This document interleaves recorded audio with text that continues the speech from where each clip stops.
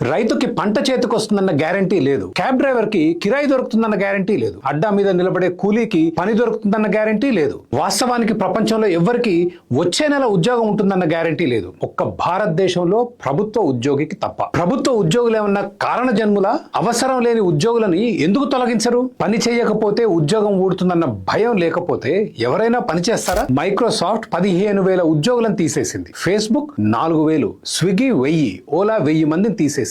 America 1,000 మంది ప్రభుత్వ ఉద్యోగులను తొలగిస్తే నా అభిమాన నాయకుడు అర్జెంటీనా అధ్యక్షుడు హావియర్ మిలే గత సంవత్సరంన్నర కాలంలో 50,000 అంటే దాదాపు 10% ప్రభుత్వ ఉద్యోగులను తొలగించాడు. భారతదేశంలో 4 కోట్లకు పైగా ప్రభుత్వ ఉద్యోగులు ఉన్నారు. అవసరం లేదని ఒక 1,000 మందిని తీసేయడం మీరు ఎప్పుడన్నా చూసారా? లేదు. తలకిందులుగా తపస్సు చేసిన అవసరం లేని కేంద్ర రాష్ట్ర ప్రభుత్వ ఉద్యోగులను తీయలేదు.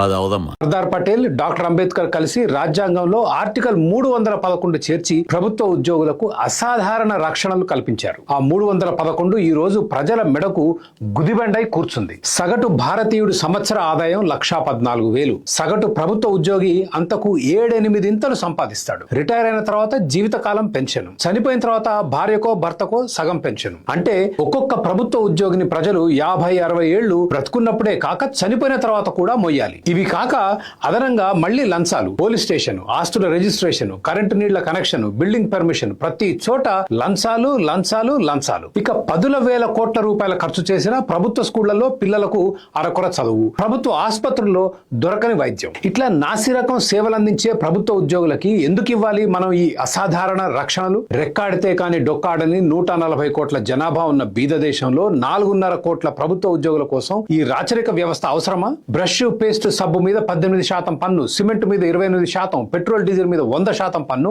బీదోడు తాగే మద్యం మీద 500% పన్ను. ఇలా ప్రజల నడ్డి విరగొట్టి వసూలు చేసిన పన్నులతో ఈ ప్రభుత్వ ఉద్యోగుల ఫ్యూడల్ వ్యవస్థను ప్రజలు ఎందుకు పెంచి పోషించాలి? ఆర్టికల్ 311 రద్దు చేయాలి. అవసరం లేని ప్రభుత్వ ఉద్యోగులను తొలగించే వెసులుబాటు కల్పించాలి. రాజకీయ ప్రతీకారాలకు కోసం కాకుండా పారదర్శకంగా అవసరం లేని ప్రభుత్వ ఉద్యోగులను తొలగించే వ్యవస్థ తేవాలి. ఈ ఆశయం సాకారం అయ్యే వరకు ప్రభుత్వ ఉద్యోగుల నియామకాలు బాగా తగ్గించి కాంట్రాక్టు ఉద్యోగులను నియమించు.